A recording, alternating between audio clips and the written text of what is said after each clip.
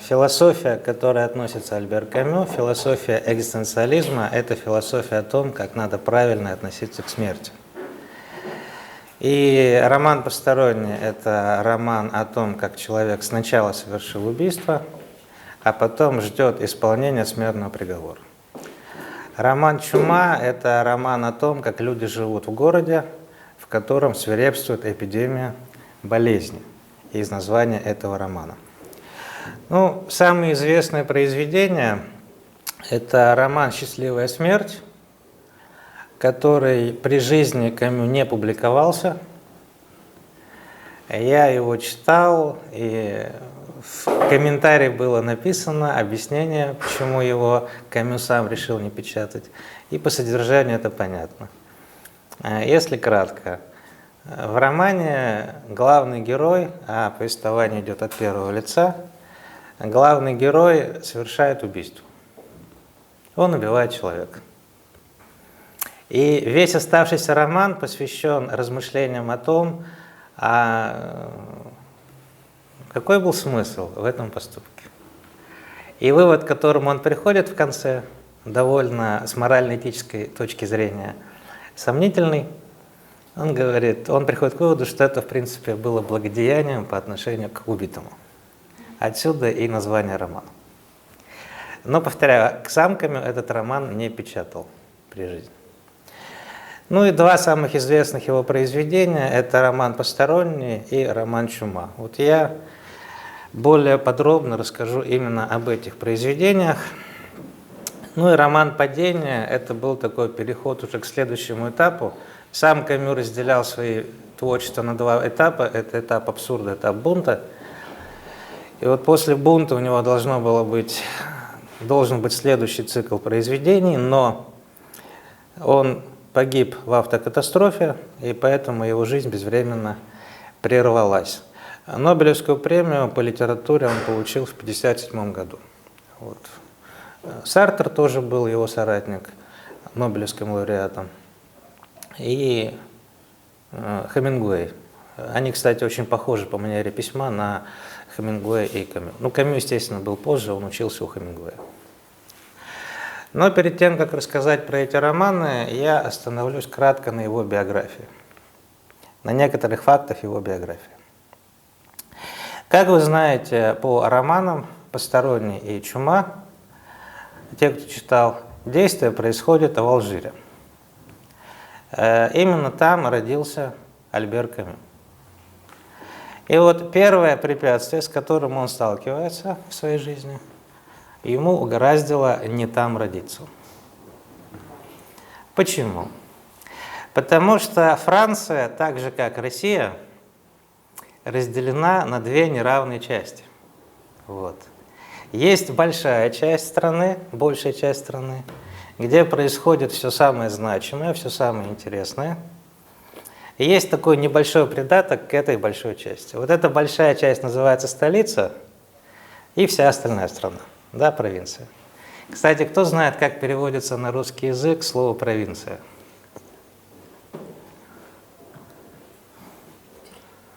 Да, от какого слова глагола, образовано слово «провинция»? Да. Никто не знает, не задумывались? В общем, провинция — это побежденная территория. Вице — побеждать. Ну да. Побежденная, завоеванная территория. Поэтому имейте в виду, когда делятся столица и провинция, да, какие отношения здесь возникают. А Альбер Камю родился в Алжире. Это не то, что провинция, это очень глухая провинция.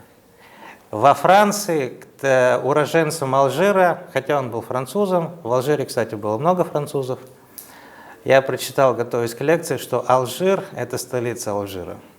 Это второй был по численности город во Франции. Первый Париж, второй Алжир. Все остальные Руаны, Тулоны и так далее, они уступали по численности населения Алжиру. Франкоговорящий, французский. Какой период? Это вот 40-й год. 30-40-й год. Но к уроженцам Алжира относились очень-очень негативно. У них было презрительное прозвище «черноногие», и Камю приходилось доказывать остальным, что он человек. Да?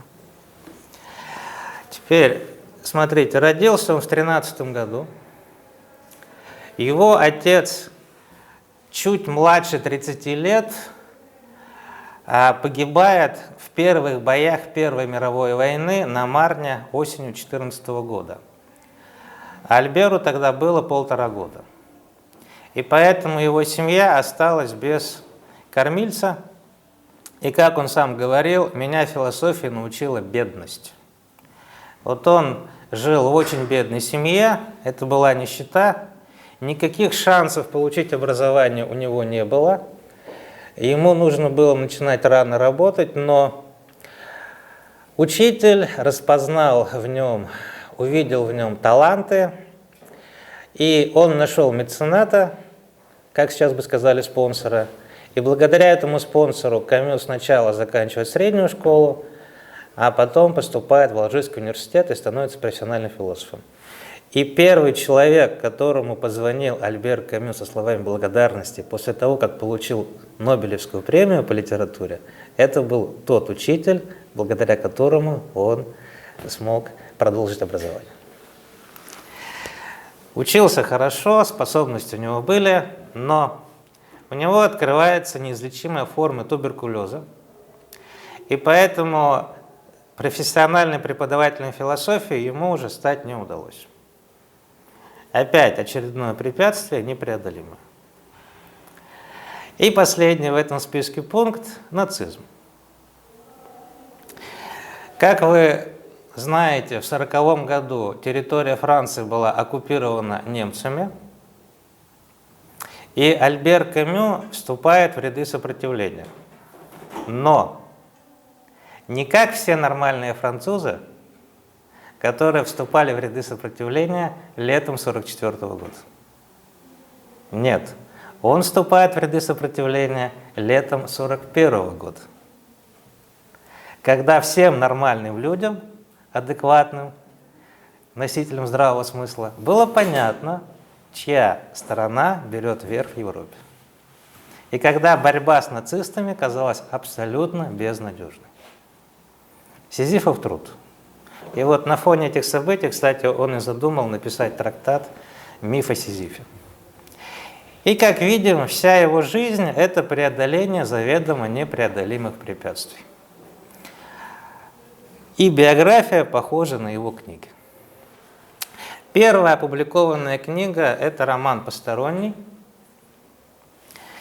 Но большая часть аудитории с книгой знакомы, поэтому спойлеров не будет.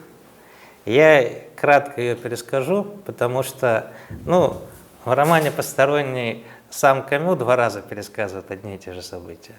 Вот будет мой 3-й пересказ. В романе 2 части. Повествование идет от первого лица. От лица жителя города Оран в Алжире, на севере Африки, мелкого служащего.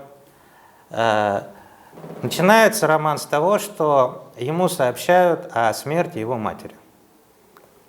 Мать он держал в доме для престарелых, навещал редко, потому что дом был далеко от города и тратились все выходные, чтобы ее навещать. Поэтому он точно не знает, сколько ей было лет, когда она умерла. Когда ему сообщают, там в самом начале романа говорится, то ли она вчера умерла, то ли позавчера умерла. Впрочем, это не имеет значения. Значит, он едет на похороны матери, приезжает, его проводят в помещение, в комнату, где стоит гроб с телом матери. Вот, спрашивают, хотите ли вы последний раз посмотреть на лицо вашей матушки? Он говорит, да нет, не надо, так закопаем. Вот. Не хотите ли кофе? С удовольствием, говорит он, и выпивает кофе рядом с гробом, с телом своей матери. А потом гроб везут на кладбище, погода жаркая, едут медленно, стало скучновато, он достает сигареты, начинает курить, чтобы скоротать время. Значит, похороны закончились, он едет, возвращается в город, настроение не очень хорошее, надо его поправить, поэтому он идет в кинотеатр и смотрит комедию с Фернанделем. А потом идет на пляж, там встречает свою любовницу, и дальше идет описание событий повседневных из его жизни. Заканчивается первая часть на том, что он идет по пляжу в полдень, ярко светит солнце, в кармане у него заряжен револьвер, а тут в тени лежит какой-то араб. Этот араб не то, что был бы совсем ему не знаком, но этот человек ему ничего плохого или хорошего не сделал. Но ярко светит солнце, в кармане револьвер, он вытаскивает револьвер и стреляет в него 4 раза. Почему 4? Ну это же револьвер, там же 6 патронов. 1 раз выстрелил, получилось, теперь 2-й раз попробовать. Да? И после этого его привлекают к суду. На этом первая часть заканчивается. Его привлекают к суду, садят в тюрьму, сажают в тюрьму, и начинается процесс. И теперь обратите внимание на следующую деталь. Вообще, в контексте последних событий мои утверждения могут прозвучать не политкорректно, но француз застрелил араба в Алжире. Конечно, его за это никто судить не будет. Да? Вот. Прокурору нужно доказать, что обвиняемый виновен. И строить обвинение на том, что он застрелил араба, убеждать присяжных французов в том, что застрелить араба – это опасный поступок, достойный смертной казни, прокурор не может. Это даже не рассматривается. На чем строит прокурор свою линию обвинения? Прокурор, я сказал, что будет 3-й пересказ, да? Прокурор подробно присяжным пересказывает поведение обвиняемого в день похорон матери. Про чашку кофе, про выкуренную сигарету, про комедию, про любовницу. Присяжные в ужасе и единогласно приговаривают его к смерти. И теперь странная картина получается. Ведь, в конце концов, это его мать. Какая вам разница, как он себя вел в день похорон его матери?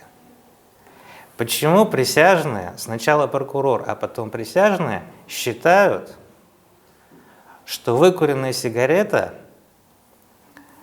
которая за гробом матери, да, и комедия, посмотренная в день похорон матери, с точки зрения социальной опасности представляет большую угрозу, чем выстрелы из револьвера, о которых даже не вспоминают. Причина очень простая. Цитата из начала романа. «Я попросил у патрона отпуск на 2 дня, то есть у начальника. И он не мог мне отказать, раз такая уважительная причина. Видите, не мог отказать. Вообще хотел, но не может. Но видно было, что он недоволен. Я даже сказал ему, это ведь не по моей вине. Он не ответил, и я подумал, что зря так сказал. В общем, незачем было извиняться. Скорее уж ему следовало выразить мне сочувствие. Но, вероятно, он сделает это послезавтра, когда увидит меня в трауре. А сейчас-то мама как будто и не умерла еще. После похорон, наоборот, все будет кончено и примет официальный характер». Смотрите, смерть матери не трагедия, пока она не приобрела официальный характер. Я к тебе не могу относиться как к человеку, который потерял мать, потому что ты не в траурной одежде. То есть вся наша социальная жизнь, публичная жизнь – это на самом деле ритуалы, обряды, которые мы исполняем механически. А в них уже никто не верит. Им уже никто не придает значения. Да? Их исполняют механически. И поэтому от героя требуют, Почему ты пошел на комедию в этот же день? Подожди 3 дня, сходи через 3 дня. Претензий не будет. Почему ты не носишь траурную одежду? Какая нам разница, как ты любишь или не любишь свою мать? Главное, чтобы были внешние признаки, что ты соблюдаешь приличие. Вот. Значит, в романе «Чума» есть такая деталь. В романе «Чума» есть такой персонаж, контрабандист Катар. Ему в начале романа, еще до эпидемии, очень-очень плохо. Ему очень тоскливо, очень плохо. До того тоскливо и плохо, что он решил повеситься. Но у него не получилось, потому что его застукал полицейский и объяснил ему, что вешаться здесь – это нарушение общественного порядка. Да. То есть он не стал спросить: парень, что с тобой случилось, почему ты решил повеситься, почему тебе плохо? Не положено. Да, административный кодекс. Вот. Так вот, у нас вся общественная жизнь с точки зрения Камю представляет вот такой набор выхолощенных ритуалов и обрядов. Вот. Ну, я обещал вам испортить настроение, вот, пожалуйста. Наверняка у вас есть среди ваших родственников вот, люди, которых вы терпеть не можете. И стараетесь с ними общаться как можно меньше и как можно реже. А ведь формально они ваша родня. Да? И с точки зрения общества вы обязаны с ними поддерживать хорошие отношения. И наоборот, есть люди, которые вам никто по крови, да? Ну там сослуживцы, одноклассники, соседи, а которые вам гораздо ближе, чем кровные родственники. Вот. То есть система социальных отношений, она выхолостилась. И мы по привычке только ей следуем. В чем же угроза Мерсо? А Мерсо слишком явно это демонстрирует. То есть, глядя на него, все присяжные думают: вот бы мне так. Они от этого приходят в ужас и говорят: не дай Бог, он нас вводит в большой соблазн, поэтому только смерть. Вот, в романе есть такая деталь. Когда Мерсо уже приговорили к смерти, или, в общем, допросы идут, ему следователь говорит, вытаскивает распятие из стола и говорит: поклянись на кресте. На что Мерсо говорит: нет, не надо, я не верю. И дальше следователь разражается странной репликой. Он на него смотрит и орет на него и говорит: ты что, хочешь, чтобы моя жизнь потеряла смысл? Говорит следователь человеку, которого приговорят к смерти. Он говорит: моя жизнь потеряла смысл. Да? Вот. Мерсо это демонстрирует. Причем он не бунтарь. Он никого не агитирует. Он никого не хочет распропагандировать.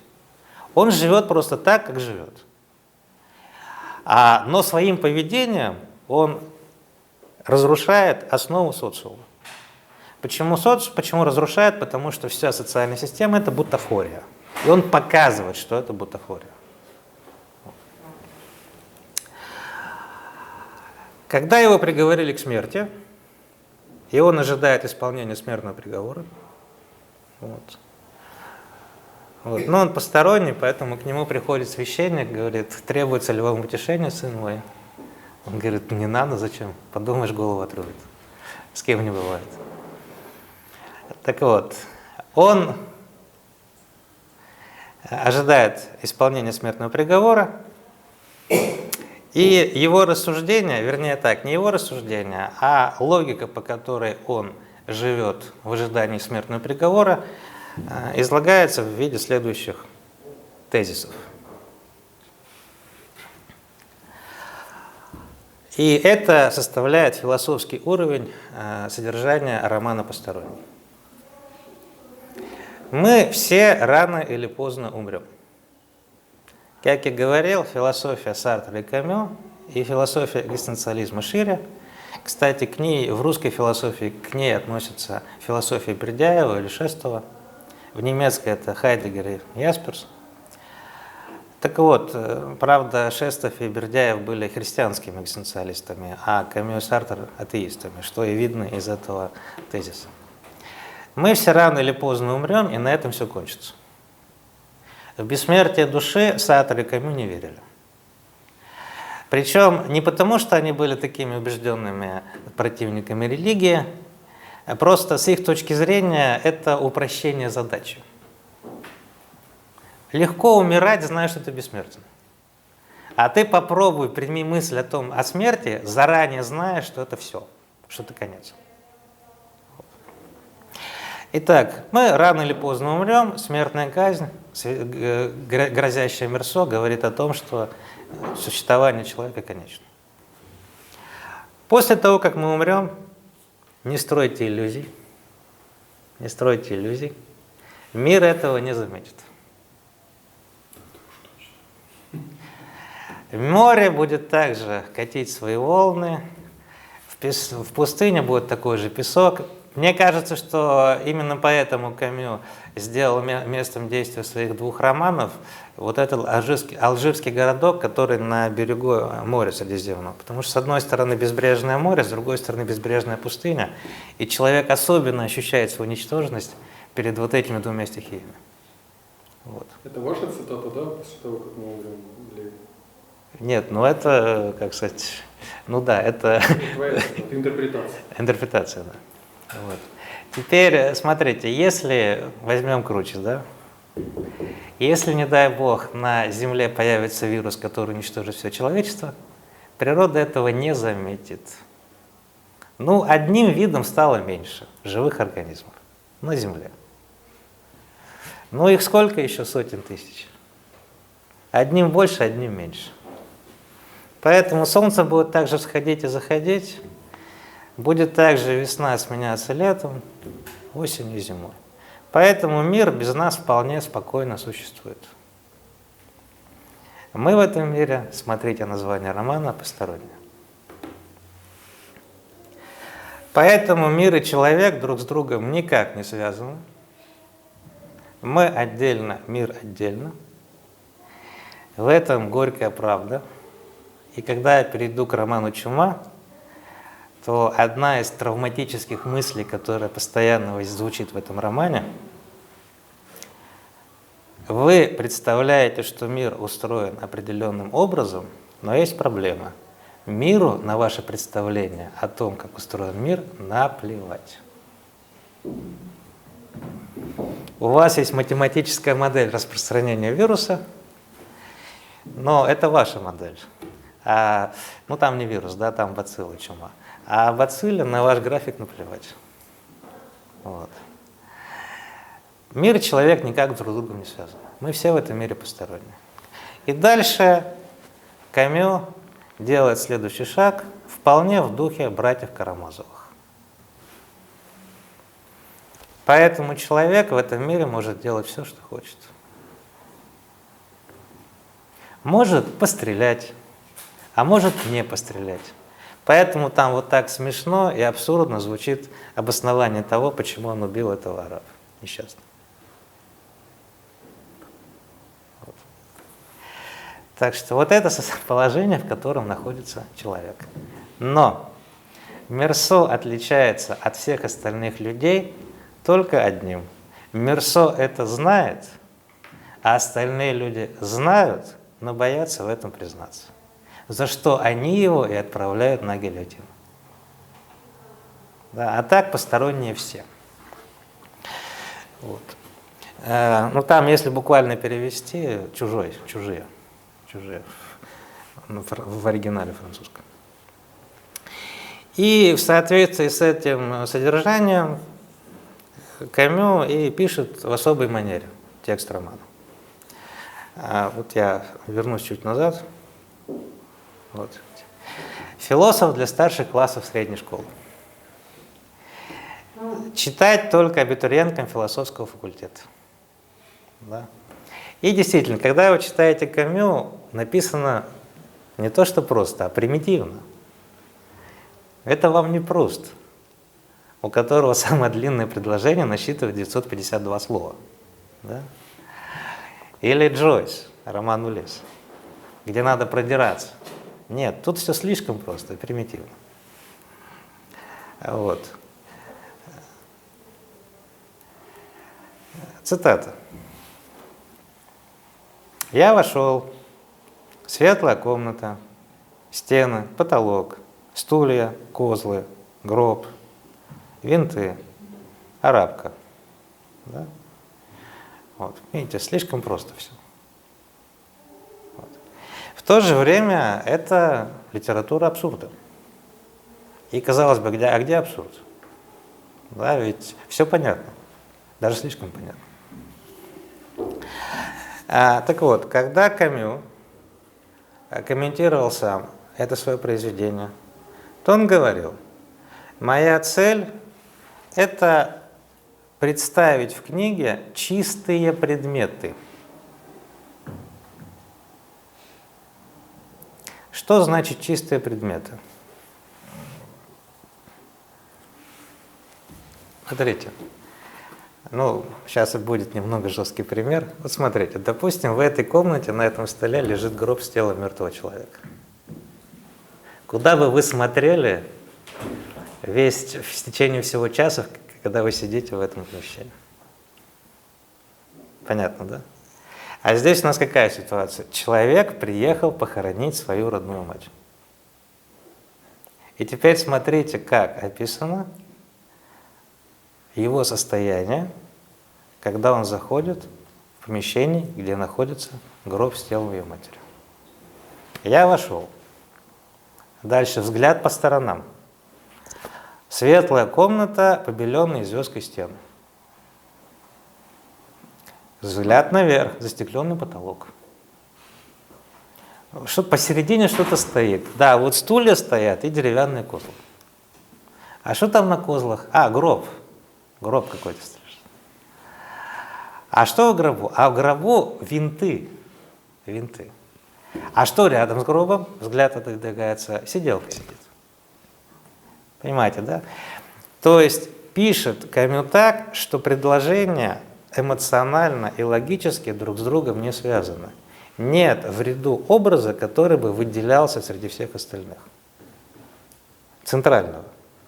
То есть, смотрите, стена, потолок, стулья, винты, гроб, арабка, белый халат – это все через запятую.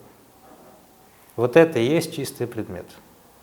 То есть между предложениями и между предметами, которые здесь поставлены, связи нет. Связи нет. Вот. Повествование внеэмоционально и бессистемно.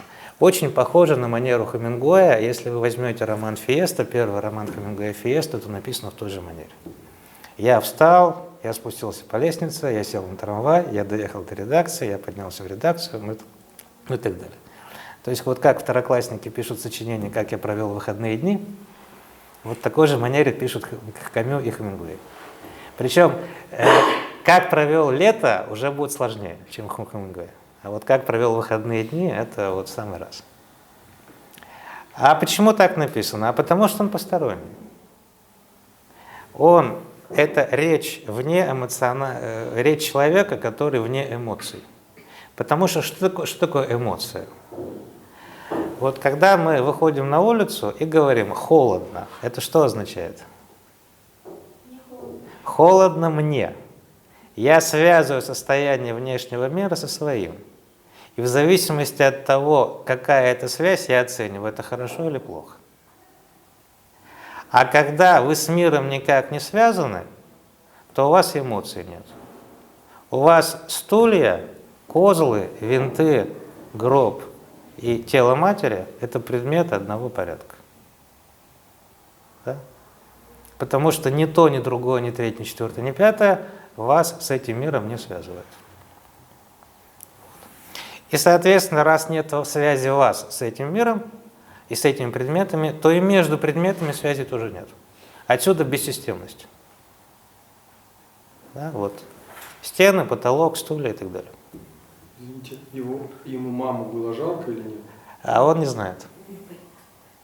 Он не знает. В романе он периодически говорит фразу в духе «мне все равно». Ему девушка говорит «давай поженимся». Он Он говорит, давай, вообще мне все равно. Ну тогда, может, пока не будем? Ну давай не будем, мне все равно. Он же посторонний. Вот. И вот еще один пример бессистемности. Сегодня умерла мама, а может быть вчера, не знаю. Я получил из богадельни телеграмму. Но это ничего не говорит, может быть вчера умерла. Да, вот такое без связи, да, без связи соотношения. Умерла, телеграмма и так далее.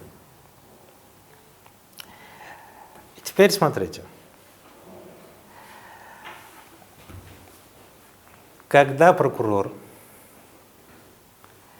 в своей речи перед присяжными, ничего не искажая, не привирая, не подтасовывая факты, просто пересказывает то, что написано в самом начале романа,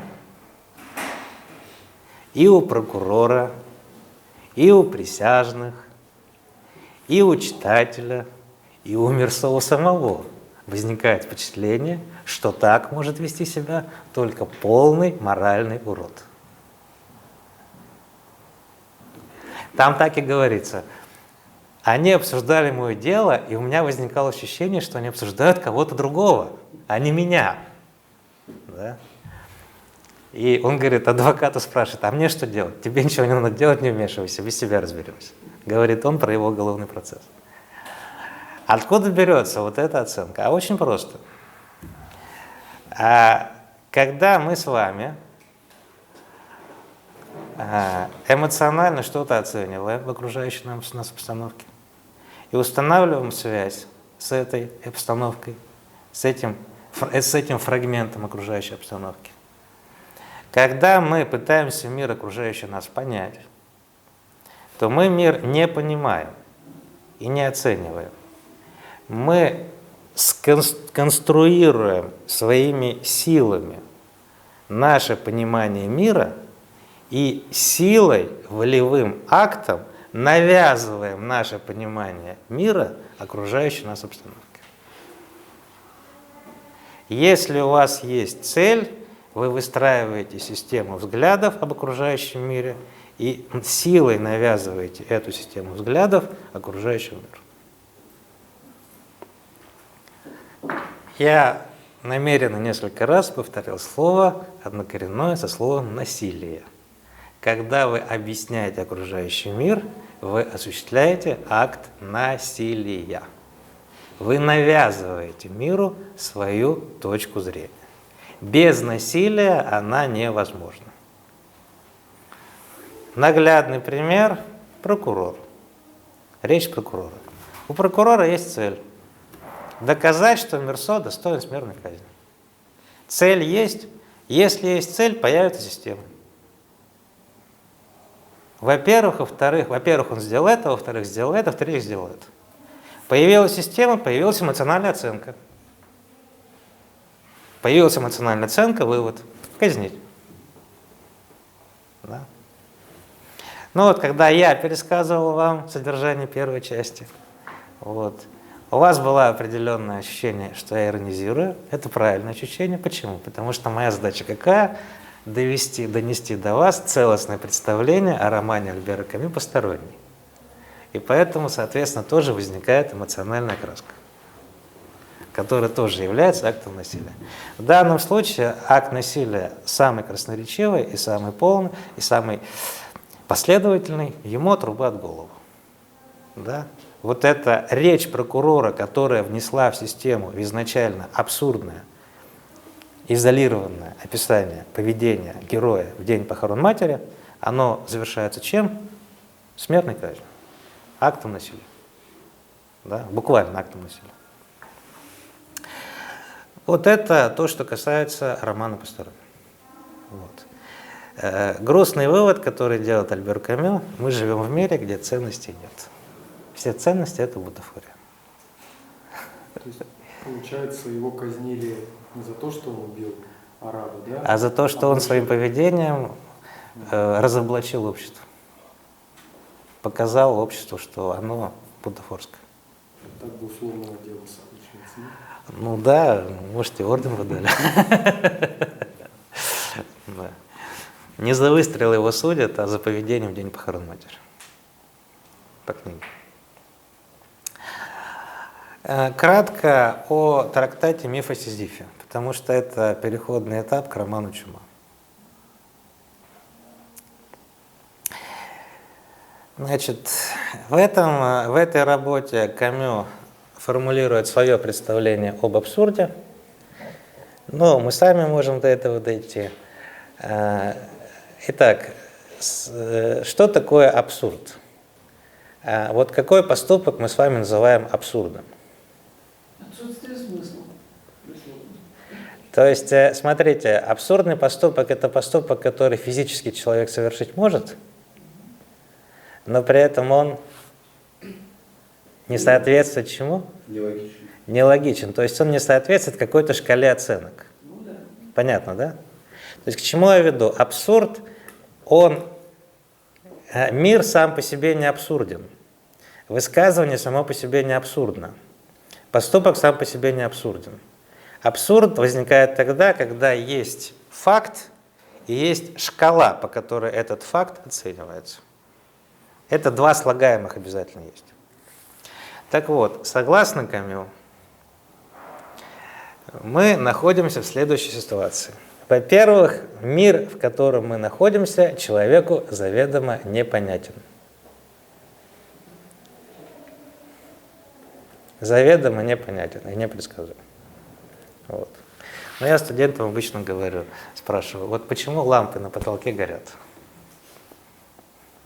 Ну, самый правильный ответ физиков, да, поток заряженных частиц электронов. А кто эти электроны видел? Они же субатомные. Может, это ваша фантазия?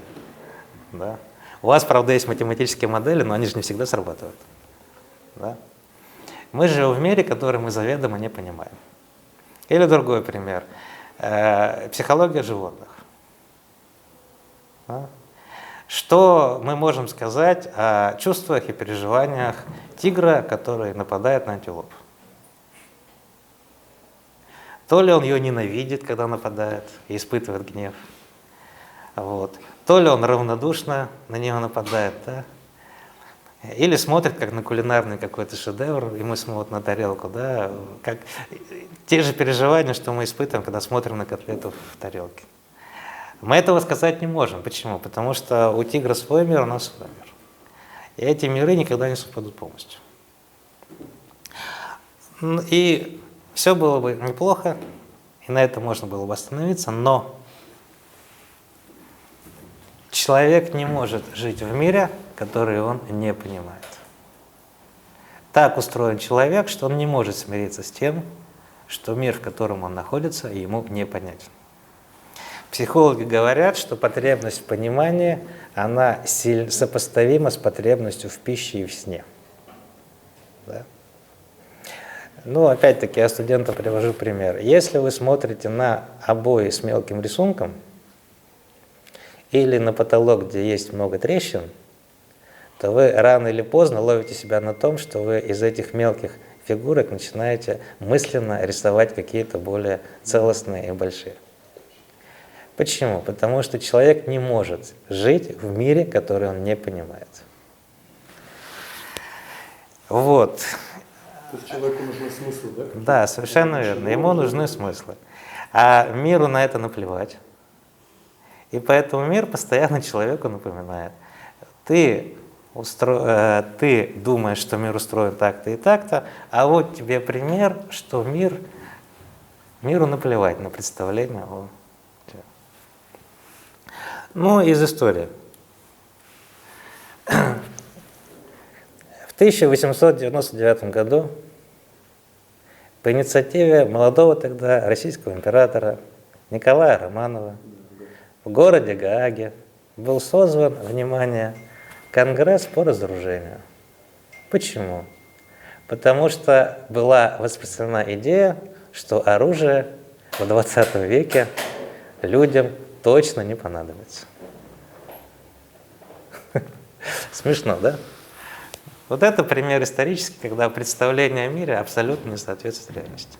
Ну, после Первой мировой войны тоже считали, что Вторая Совершенно, война совершенно возможна, верно. потому что появились танки, самолеты, у людей Да, хватит не, режим, нет, так там, применить это всё. нет, там все было обосновано. Нерационально воевать. Нерационально, да. В 13 году американский журналист проехал по Европе и написал книжку «Войны больше в Европе не будет», потому что все настолько взаимозависимо, что никому в голову не придет. 1913 год. Двоюродные братья Вильгельм, кузен Вилли и кузен Ники, да, Николай II. Похоже, как две капли воды. Да, вот. Значит, так вот, мир устроен гораздо сложнее, чем любые наши представления об этом мире. И человек рано или поздно с этим сталкивается. И поэтому человек рано или поздно оказывается в ситуации, когда он переживает состояние абсурдности своей жизни. И образом, который передает эту абсурдность по Камю, является Сизиф. Сизиф знает, что все, что он не делает, он делает зря. Но, говорит одновременно Камю, именно потому, что Сизиф знает, что все, что он делает, делает зря, он обретает свободу. Вот это осознание дает ему свободу. Свободу для чего? Свободу для действий. И поэтому это осознание дает ему возможность продолжать делать свои бессмысленные действия. То есть, согласно Камю, лучше что-то делать, заведомо зная, что это бессмысленно, чем ничего не делать. Почему? У единомышленника Сартра есть измененная цитата из пьесы Шекспира. Вот так. Быть значит действовать. Кстати, отсылая к Гамлету, Гамлет — это тоже пример экзистенциалистского героя. По самой распространенной версии монолог «быть или не быть» означает действовать или не действовать. Вот. Ну и те, кто помнит текст, все, что сделал Гамлет, было зря или даже стало хуже. Да? Последняя фраза в пьесе Шекспира «Гамлет» — «уберите трупы». Потому что в «Глобусе», в Шекспировском театре «Глобус» не было занавеса, а так случилось, что все погибли. И нужно было как-то удалить умерших актеров со сцены. И поэтому Фортенбрас заходит на сцену и говорит: «Уберите трупы». Вот. Но кроме того, из русских писателей, как вы думаете, кто ближе всего к Камю? Конечно, Достоевский — это один из их корифеев, которым они восхищались. Он даже, по-моему, играл Ивана Карамазова, нет? По-моему, да. По-моему, да. Нет, Ивана Карамазова играл, по-моему, Лавров. Нет, это фильм. Нет, сам Камю. Сам Камю играл. Интересовался. Он Да. ставил, по-моему, и играл сам. Да, и вот в ту формулу, которую я вывел, да, человек может делать все, что хочет, это же Иван Карамазов. Если Бога нет, то все может. Вот. Так вот, эту концепцию Камю называют героический пессимизм. Когда вы знаете, что все бессмысленно, но продолжаете активно действовать. Эта работа была написана, задумана в 1941 году, опубликована в 1943 году, самый разгар Второй мировой войны. Повторяю, когда казалось, что любая борьба с нацизмом бессмысленна. Что делать? Продолжать бороться. Почему? Чтобы сохранить человеческое достоинство. Осознание того, что ты что-то делаешь, даже заведомо зная, что это бессмысленно, позволяет тебе остаться человеком. Да? Теперь роман «Чума». Тем, кто не знаком, сообщаю. В романе «Чума» рассказывается о том, как в городе Аран, в том же городе, где происходит действие романа «Посторонний». Более того, в романе «Чума» кратко пересказывается содержание романа «Посторонний». Там есть диалог в кабаке, по-моему, между персонажами, и они пересказывают на полстранички сюжетную канву романа «Посторонний». Итак, в романе «Аран» начинается эпидемия чумы. Первая жертва эпидемии – это крысы. Поэтому на время эпидемии крысы в городе пропадают. И наоборот, когда первую живую крысу видят в городе праздник, ну наконец-то, наконец-то. Начинается эпидемия, город закрывают на карантин, и в итоге получается, что мы имеем группу людей, горожане, которые живут в ситуации постоянного напоминания о том, что они смертны. Причем там несколько раз говорится, ну не такая уж была смертоносная болезнь, не такая уж большая доля умерла от болезни. Но проблема в том, что заболеть мог любой. Но я об этом еще поговорю. И вот это постоянное напоминание о том, что вы смертны, и изменяет состояние людей, живущих в этом городе. Роман вышел сразу после Второй мировой войны, и сам Камю говорил, что это под чумой понимал нацизм. Вот. Хотя вполне обычная пандемия там тоже вполне адекватно описана, правильно описана. Вот. То есть это режим государственного террора, да? Когда вас могут арестовать и расстрелять в любой момент. Вот. Это метафора, это болезнь чумы. Что же происходит с людьми, когда они живут в городе, который закрыт на карантин, и в этом городе свирепствует эпидемия, смертельная болезнь? Смертельная болезнь. На мир человека влияют три фактора. Это постоянное присутствие смерти, это изоляция и разлука. Вот.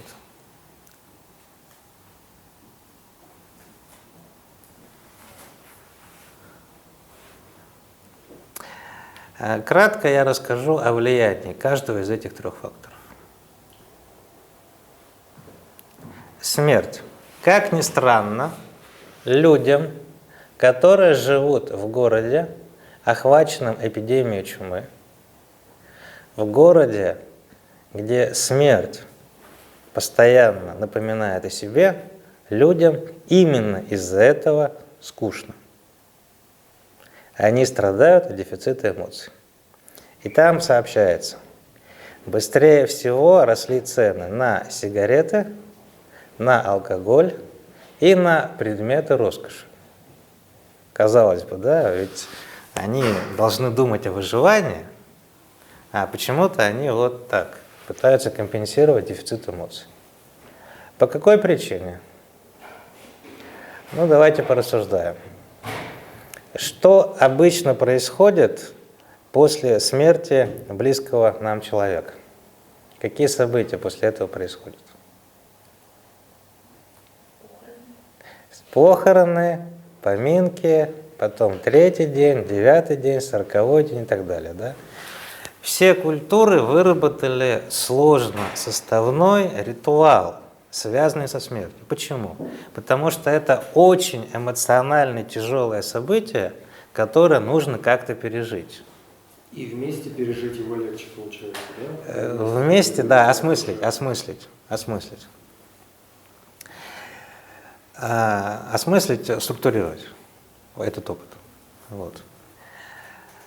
Это если у вас умирает один человек в 10 лет. А если у вас умирает 100 человек в день, вы где столько слез найдете? Вы как сможете столько водки выпить на поминках? Да? Вы где найдете столько гробов? Да? Когда смерть, именно потому что она очень эмоционально затратна, когда смерть становится массовой, как реагирует человек? Он просто перестает на нее обращать внимание. Камю это очень хорошо показал. К чужим смертям мы привыкаем очень легко. Очень легко. Ну, как Боккаччо, да? Да, и в Боккаччо. Да. Значит, На войне тоже так происходит обычно, да, когда ты... ну, не я это сказал. Так, сейчас. Цитата. Когда на третью неделю появились сообщения о том, что эпидемия унесла 302 человека, эти цифры ничего не сказали нашему воображению. С одной стороны, может, вовсе не все они умерли от чумы. И с другой, никто в городе не знал толком, сколько человек умирает за неделю в обычное время. В городе насчитывалось 200 тысяч жителей. Может, этот процент смертности вполне нормален?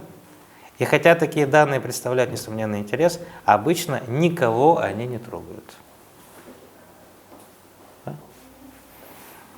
То есть, когда люди умирают в больших количествах, эмоциональное отношение к ним исчезает.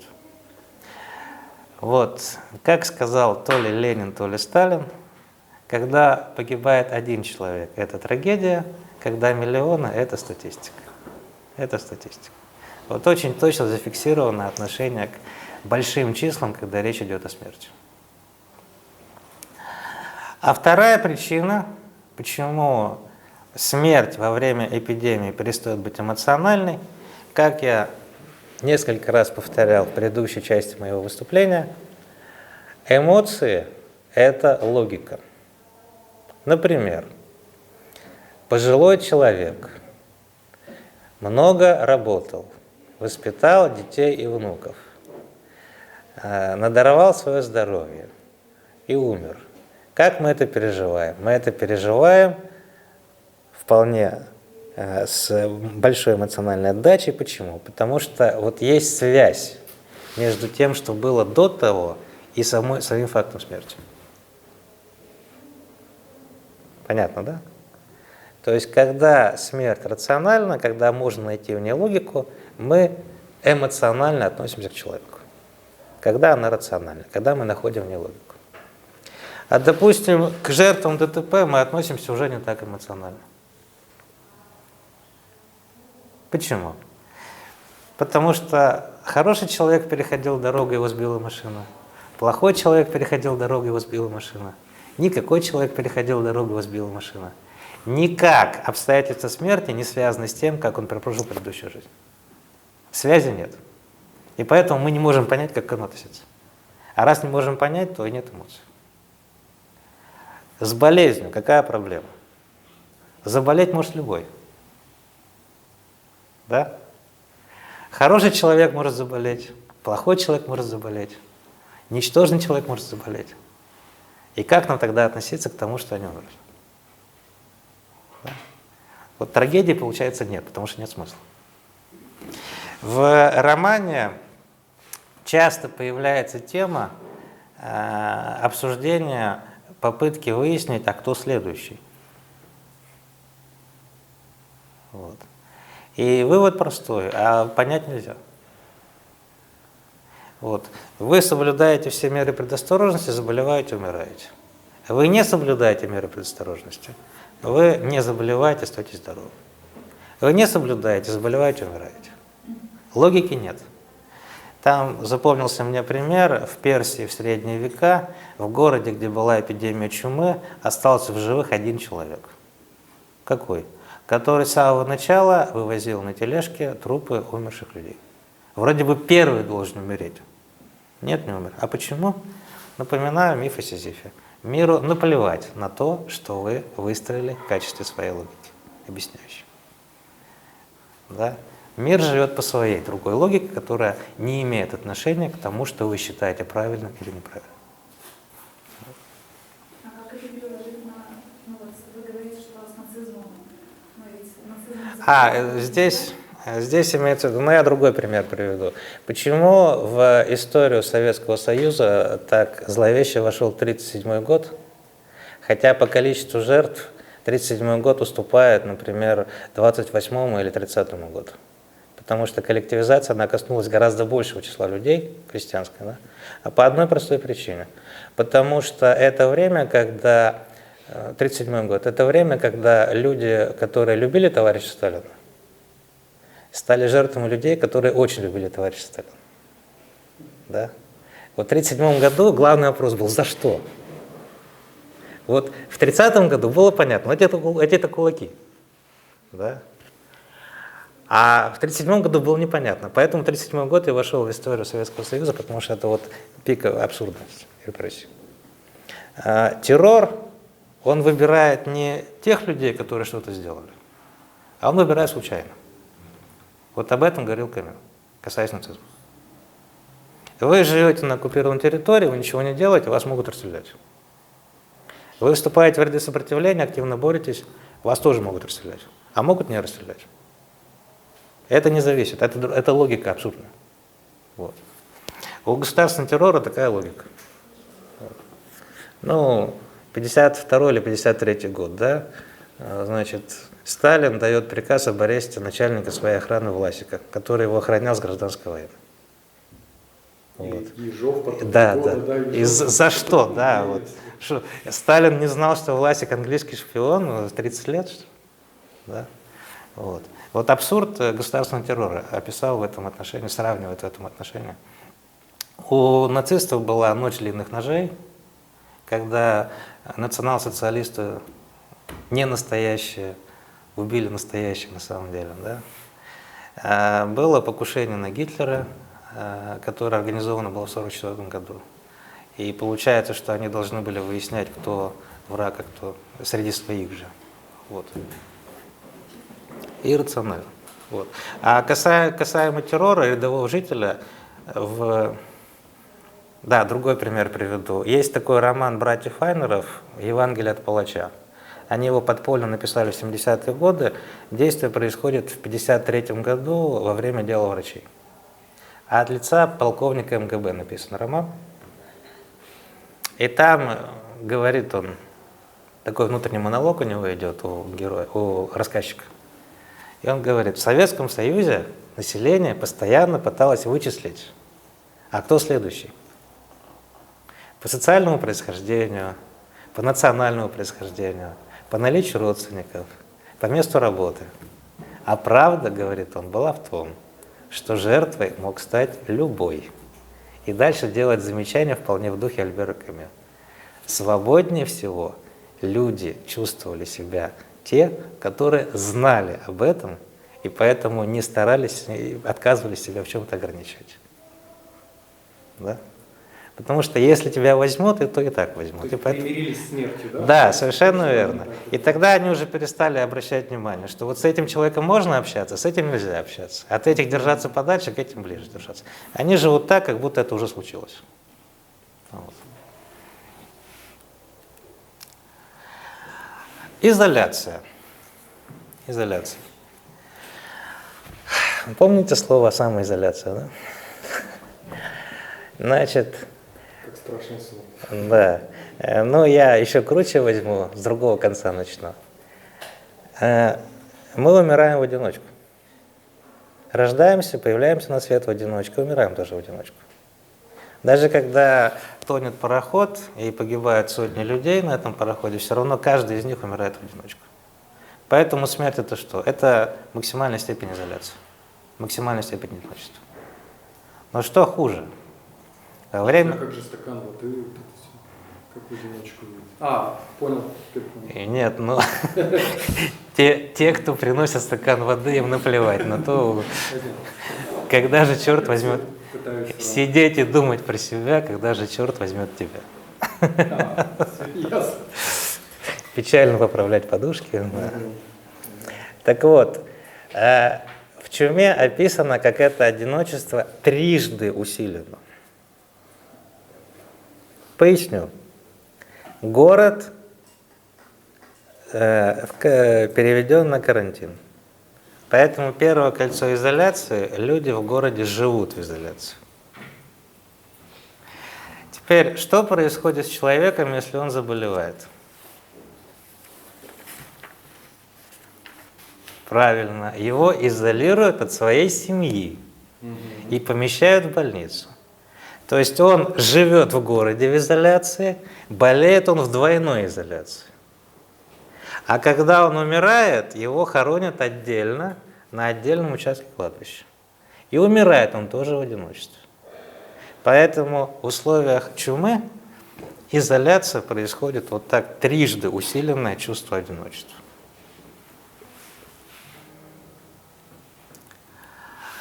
разлука.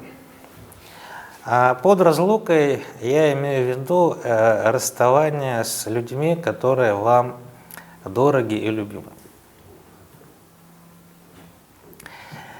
В романе есть группа людей, которых карантин отделил от их возлюбленных, любимых мужчин или женщин. В те времена интернета еще не было и скайпа не было.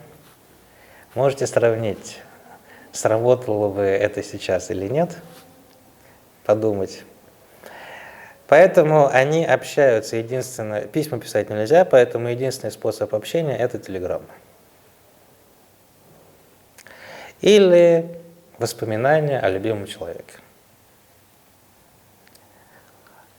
Но воспоминания стираются, и поэтому те, кто испытывает тоску по любимым людям, начинают собираться в группы и рассказывать друг другу о том, как они любят своих близких им людей. И тут Камю говорит: и с телеграммами, и с памятью, и с впечатлениями, переживаниями, которыми они делятся друг с другом, одна и та же проблема. Это интеллектуальные конструкты. Телеграмма, все слова одинаковые у всех. Люблю, целую. Память – это создание вашего интеллекта. Образ любимого человека в вашей памяти – это ваш. Когда вы кому-то рассказываете, делитесь своими чувствами, переживаниями, вы трансформируете в слова, а слова – это тоже интеллектуальная конструкция. И без подпитки в виде личного, непосредственного общения с объектом любви эта любовь быстро выхолащивается, искажается.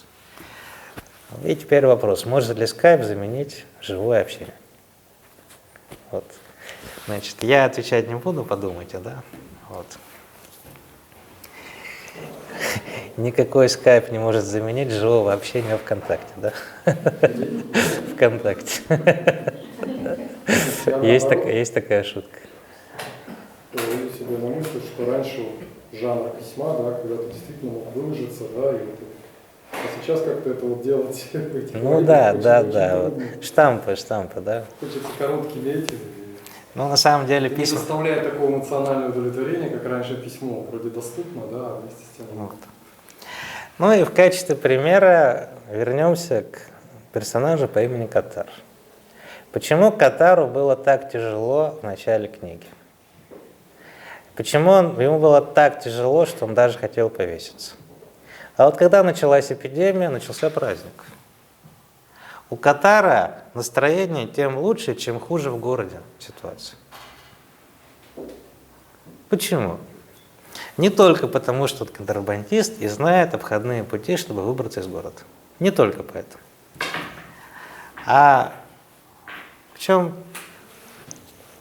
новизна ситуации? Катар уголовник. Чего боится уголовник, совершивший преступление? Да, что найдут улики, которые докажут, что он преступник, совершил преступление. После того, как докажут, что с ним сделают, посадят в тюрьму, то есть изолируют от общества. Как себя чувствуют люди, живущие в городе, где свирепствует эпидемия чумы? Совершенно верно. Здоровый человек чего боится больше всего? Что обнаружит симптомы болезни, и с ним что сделают? Изолируют. То есть уголовниками стали все. Криминальное сознание у всех. И Катару наконец-то подфартило. Раньше он один был такой несчастный, а теперь все такие же уголовники, как он. И у всех такое же криминальное сознание. И поэтому чем хуже в городе, тем у него лучше настроение. Ну и плюс он к этому состоянию привык. Да, а остальные не привыкли, поэтому да, он уже рецидивист, а они еще понятно, да? Вот. И вот это еще одна параллель с режимом террора, который устанавливается, например, оккупационной властью. Да? Оккупанты имеют право арестовать любого человека, которого они заподозрят. И поэтому что происходит? Все население переходит фактически на нелегальное положение под оккупацией. Все становятся уголовниками. Потому что потенциально оккупационные власти в каждом местном жителе видят партизан. Да? Вот. К чему все эти три фактора приводят? Эти три фактора приводят к тому, что люди перестают быть людьми. Или, как у меня тут написано, деиндивидуализация. Смерть. Смерть из-за болезни переводит всех людей, люди перестают быть людьми, они являются носителями болезни. Либо реальными, либо потенциальными.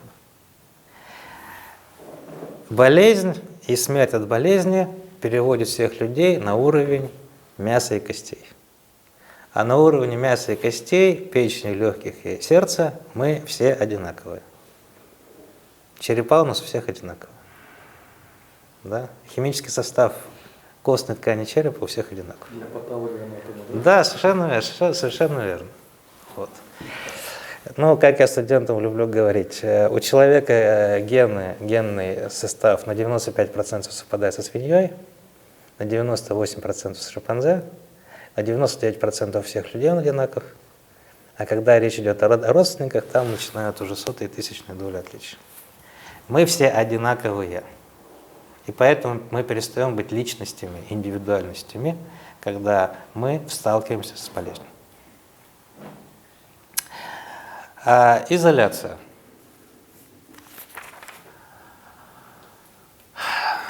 Откуда мы знаем, что мы умные? По одной простой причине, потому что вокруг нас одни дураки. Мы сравниваем себя умных с ними и убеждаемся, какие мы хорошие, потому что мы умные. Когда вам не с кем себя сравнивать, то у вас и теряются индивидуальные черты. Понятно, да? Вот. И разлука. Разлука, то есть утрата эмоционально-личностных связей с близкими вам людьми. Вот.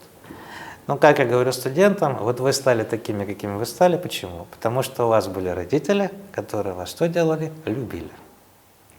Они вас любили и поэтому воспитали, и вы стали такими, какие вы есть. То есть личность человека – это сумма эмоционально-личностных связей с внешним миром. Когда эти связи отсекаются, человек перестает быть индивидуальностью. Все становятся похожими на всех. Вот. И поэтому люди в условиях эпидемии становятся одинаковыми. Как у меня тут написано, коллективизм смерти. В романе процедура похорон постепенно упрощается. Упрощается в сторону коллективизации. Коллективизма. Сначала умерших хоронят на отдельном участке кладбища. Потом их становится слишком много, и их хоронят в братских могилах. Потом, когда их становится совсем много, их выкидывают в ров. И получается, что у них даже отдельных могил нет. Вот это коллективизм мяса и костей, коллективизм смерти. Трупы все одинаковые. Да?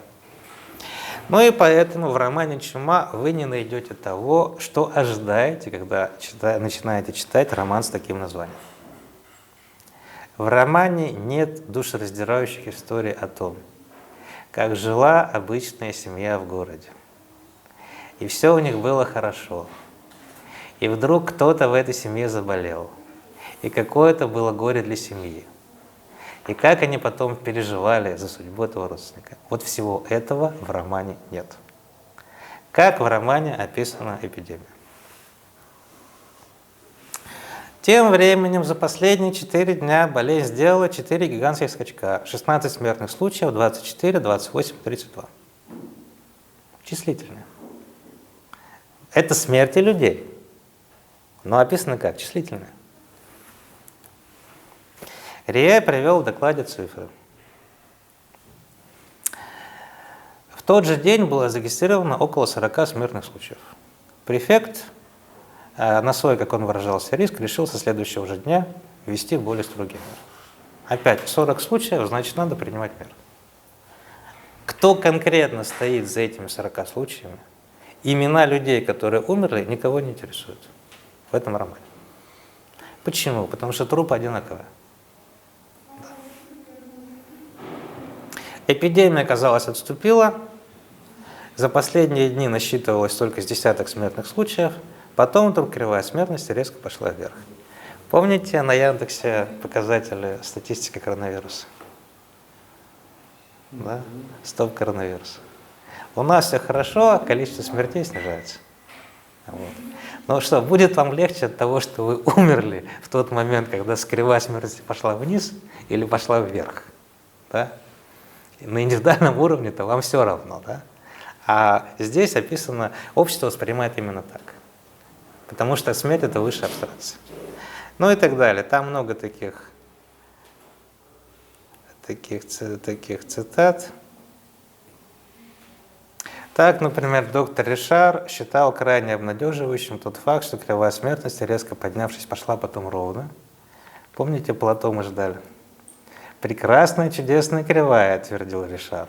Он уверял, что эпидемия уже достигла, как он выражался, потолка, и поэтому остается только падать.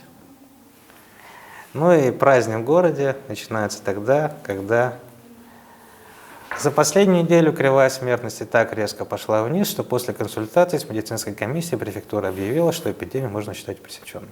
Кривая смертность. Все, теперь все молятся на кривую смертность.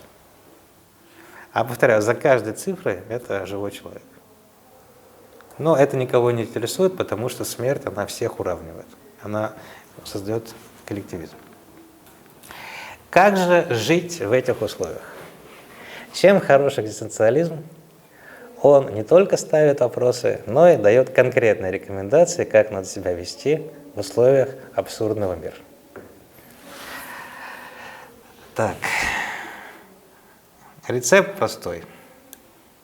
Возвращаюсь к первому слайду. Если смысла нет, его необходимо придать. Его необходимо создать. В романе «Чума» есть 4 способа создания смысла.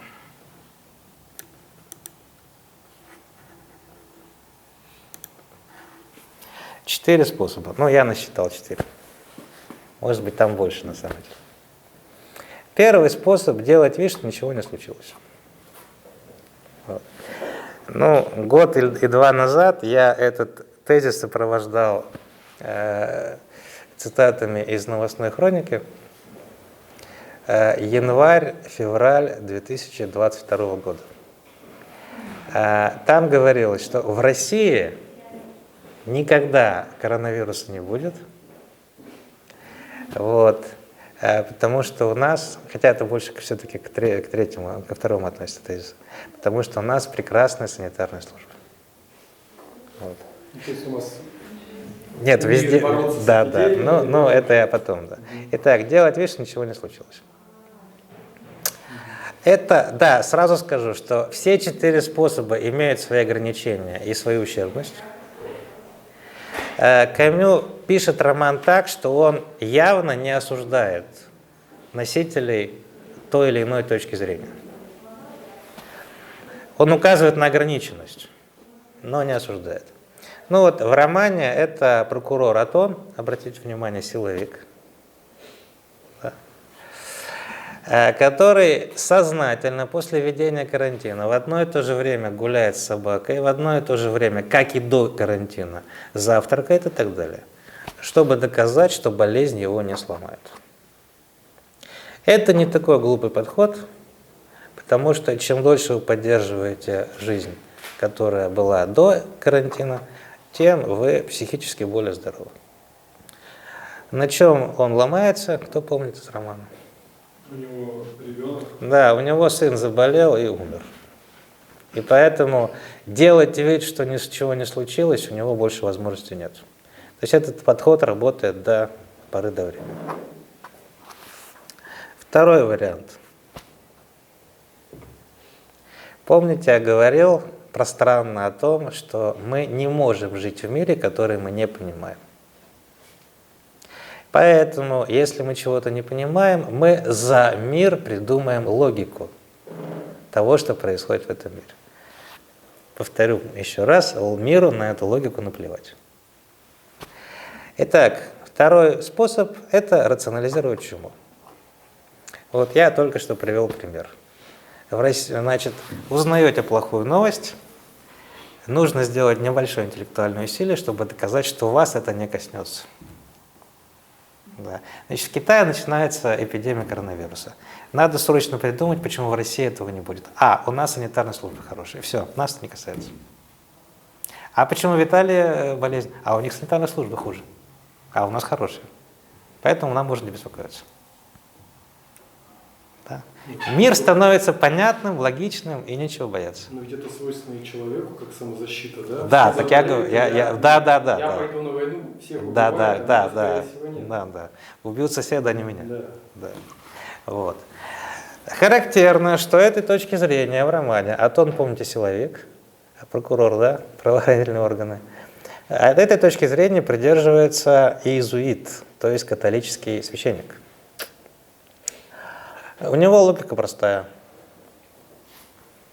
Чума – наказание за грехи. И дальше все логично. Умирают только грешники, сами виноваты.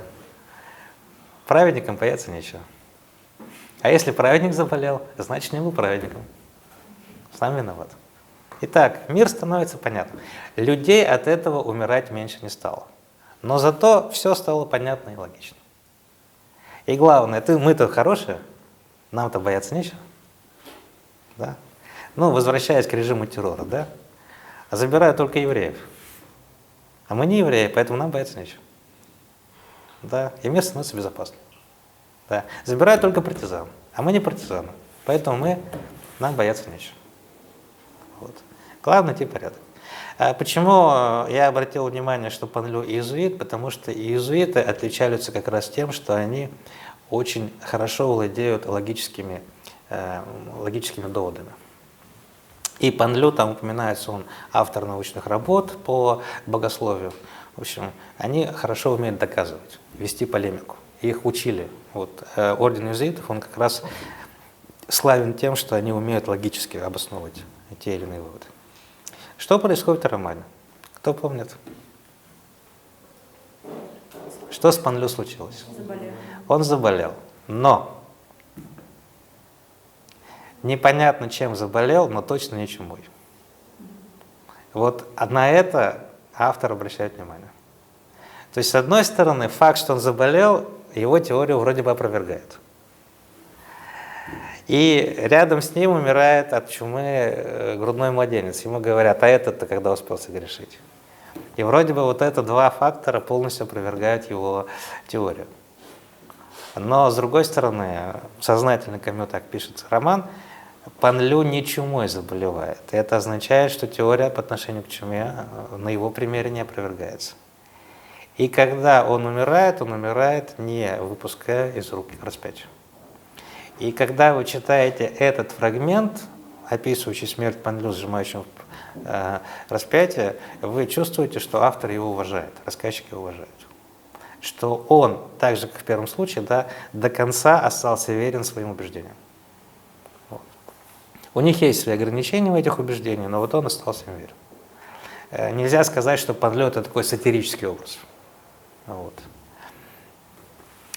А следующий, третий способ, на мой взгляд, он высмеивается больше всего. Это потребительский подход к решению проблем, который свойственен современному человеку. Заболели, надо что сделать? Добраться до ближайшей аптеки, купить быстрорастворимую таблетку, выпить, и все, проблема решена. Найти аптеку, найти таблетку, и все. Чума – это временное препятствие, досадное препятствие на пути к счастью и благоденствию. Нужно быстренько найти способ, чтобы от этого препятствия избавиться и двигаться дальше, к счастью. А для этого нужно что? Давайте ученые, быстро сделайте нам лекарство. Только чтобы действовал быстро и безотказно. Ну, там есть аналог вакцины «Спутник Ви», там есть сыворотка, которая либо работает плохо, либо не работает вообще. Вот. Ну, сообщаю, что по последним данным против нынешней формы ковида «Спутник Ви» уже не работает. Да. Почему не работает? Ну, и опять-таки я привожу пример. Те, у кого есть огород, знают, что если вы опрыскиваете картошку от колорадских жуков одним и тем же ядом года 2 или 3 подряд, жуки в первый год чувствуют себя не очень хорошо, во второй год привыкают, а в третий уже радуются, что их опрыскивают этим же ядом. Почему? Потому что природа всегда сложнее, чем наши представления о ней. И поэтому прививки от гриппа и от коронавируса, они очень короткое время действуют. Почему? Потому что вирусу-то наплевать, что там в лаборатории придумали ученые. Ученые играют с природой в догонялки. Да, только-только придумают лекарство, его создадут, бац, оно уже перестает работать, потому что микроорганизм мутировал и выработал форму, которая устойчива к этой вакцине или к этому лекарству. И все. Почему? Потому что мир устроен сложнее. А вот у потребителей отношение, что вот есть универсальное средство, которое может решить проблему, а так мы должны жить счастливо. Носителем этой точки зрения в романе стал журналист Рамбер, который сюда приехал, в город Оран, приехал по журналистскому заданию, то есть он абсолютно чужой в этом городе. Приехал для чего? Характерная деталь. Приехал описывать арабские кварталы, чтобы улучшить в этих кварталах условия жизни арабов. То есть он такой прогрессист, да? Что вот мир меняется к лучшему. В течение всего романа он пытается выбраться из этого города, потому что он абсолютно в этом городе чужой. Но когда у него появляется такая возможность, он от этой возможности отказывается. Потому что обращается к 4-му способу отношения к болезни. 4-й способ поведения в условиях, поведение человека в условиях чумы. 4-й способ навязать логику абсурдности болезни. Тут все слишком банально и скучно. Этой точки зрения придерживается доктор Рие, который является рассказчиком в этом романе. Там очень такое сложное перетекание, есть объективный повествователь, всезнающий, от 3-го лица, и часто он повествование переходит на точку зрения доктора Рие. Рие у нас врач, и поэтому он знает, что с чумой бороться бесполезно. В отличие от журналиста Рамбера, он знает, что меры борьбы с чумой бесполезны. И что делать? Значит ли это, что нужно полностью сложить руки и сдаться перед лицом чумы? Нет. Трактат «Миф о Сизифе». Нужно предпринимать все меры для борьбы с чумой. Все известные меры. Заведомо зная, что они неэффективны. Для чего? Ну вы хоть что-то сделали? Понятно, да? Активно действуя, вы сохраняете в себе человеческие качества, человеческую волю, сохраняете в себе личность. И таким образом преодолеваете вот эту негативный коллективизм смерти. Если смысла нет, его нужно создать. Если вы сталкиваетесь с абсурдом, вам нужно активно действовать, чтобы в этом абсурде попытаться навести порядок, заведомо зная, что порядка вы навести не сможете. И вот в течение всего романа доктор Рие ведет эту активную борьбу с чумой, заведомо зная, что эта борьба бессмысленна. У него нет иллюзий по поводу науки, возможностей науки. Он знает, что победа недостижима. Вот. Эпидемия в романе длится чуть менее 1 года, от весны до весны. Почему эпидемия закончилась? Не потому, что люди победили чуму, а потому что чума почему-то решила отступить. Понятно? Почему у нас коронавирус отступил? Что, совершенно верно. Что, вакцины, что ли, изобрели? Нет. Он принял другие формы. Да, коронавирус с нами навсегда. Вот. Значит, побеждали его в России раз 5 или 6, причем каждый раз окончательно, на протяжении 20-21 годов. Но сейчас уже перестали говорить, что победили окончательно. Да? Он стал менее смертоносным, но он остался. Вот. А почему? Потому что читаем финал романа «Чума». Вот. Еще один способ испортить вам настроение. Вслушиваясь в радостные клики, идущие из центра города, Рерих вспомнил, что любая радость находится под угрозой. Ибо он знал то, чего не ведала эта ликующая толпа, и о чем можно прочесть в книжках, что микроб чумы никогда не умирает, никогда не исчезает, что он может десятилетиями спать где-нибудь в завитушках мебели или в стопке белья, что он терпеливо ждет своего часа в спальне, в подвале, в чемодане, в носовых платках и в бумагах. И что, возможно, придет на горе и в поучение людям такой день, когда чума пробудит крыс и пошлет их околевать на улице счастливого города. Это не вы победили чуму. Эта чума решила на время отступить. Решила отступить, в любой момент может вернуться обратно. Поэтому человеку нужно быть начеку. То есть те трудности и проблемы, которые у нас есть, они никогда окончательно не преодолеваются. Человеку, как тому Сизифу, постоянно придется вкатывать в гору тяжелый камень. И человек должен быть к этому психологически готов. Вот об этом роман «Чума».